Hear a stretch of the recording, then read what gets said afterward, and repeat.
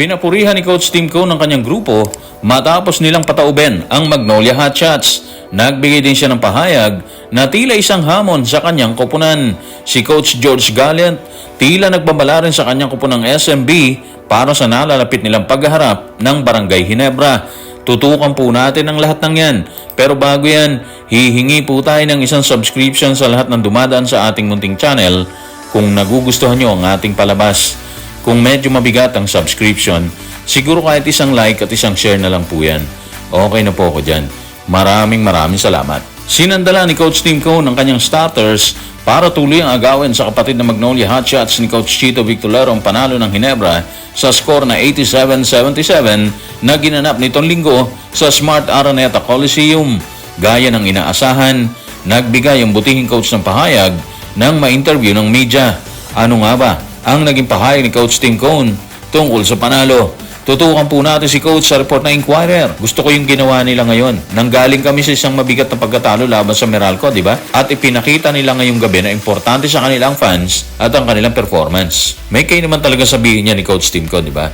Kasi yung mga players niya, especially yung mga starters niya na sila Maverick, Jamie, Stanley, Japet, Christian, lahat sila kumamada ng double digit eh. Bawat isa sa kanila, ibig sabihin, inilabas nila yung hindi nila naipakita versus Meralco kung saan sila nabaon at natalo ng unang beses. Patunay dyan ang isang baseline jumper ni Japet Aguilar mula sa pasa ni Mab. 2 points po yun. At yun ang nagpatibay ng lamang ng Gene Kings patungo sa 8 puntos, mahigit 1 minuto na lang po yung nalalabi sa orasan. At matapos ang panalo sa Magnolia, meron na silang kartadang 3-1 habang nagtala naman ng 1-1 ang Magnolia. Matapos purihin ni Coach Tim ang ipinakitang performance ng kanyang kupunan kung saan sinandala niya ang kanyang matitikas na starters, muling bumanat ang butihing coach tungkol sa Barangay Ginebra. Banat na tila isang malaking hamon sa kanyang players. Ano nga ba ang tila hamon ni Coach Tim Cone? Tutukan natin si Coach sa report ni Ruben Torrado sa Spin. Ito yung paraan ng laro na inaasahan namin at umaasa kami na magawa namin yan palagi. Ang totoo, mataas talaga yung inaasahan niya sa players dito sa Barangay Ginebra.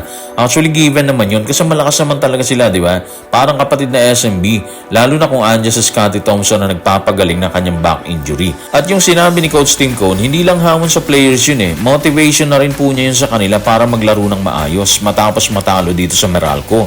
Yung pagkatalo nila sa Meralco, ang bigat nun, lalo na sa fans. Si Pringle, kumamada lang po siya ng 2 points versus Meralco, ha? Pero kagabi, nagtala po siya ng 17 points. Kasama yung jumper niya na nakikita natin sa screen. Yung tira niya, kita mo yung kumpiyansa.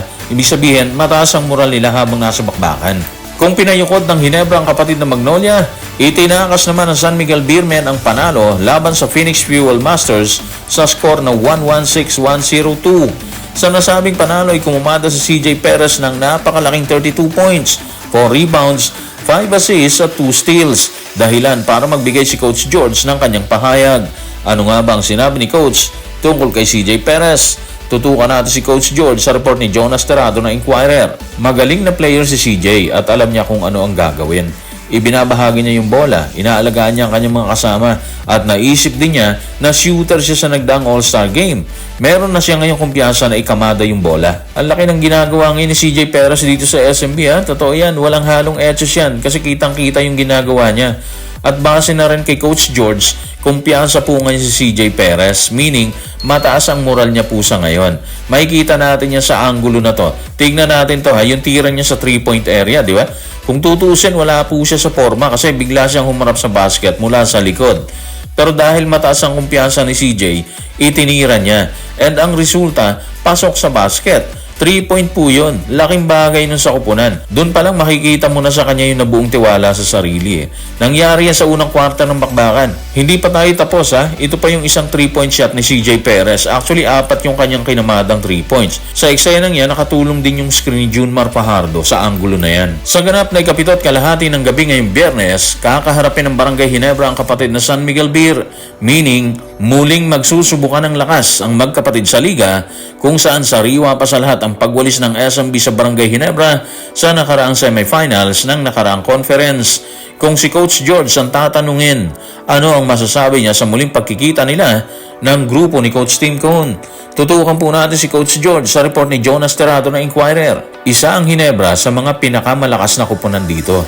Kailangan lang namin maganda laban sa kanila. Tapos kailangan din namin maging consistent at ibigay ang aming lakas para magkaroon kami ng pagkakataong makipaglaban sa kanila. Humble lang si Coach George ha. Kung tutusin, dapat kumpiyansa na po siya dyan dahil sa history. Pero hindi siya nagpapakakumpiyansa. Bakit? Alam niya po kasi na may kakayahan ng grupo ni Coach Tim na baligtarin ang naging kapalaran nila laban sa SMB nung nagdaang conference. Iba na po ngayon, di ba?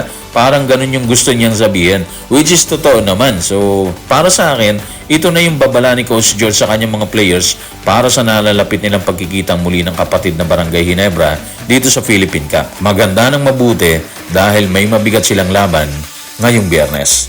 So guys, maraming salamat.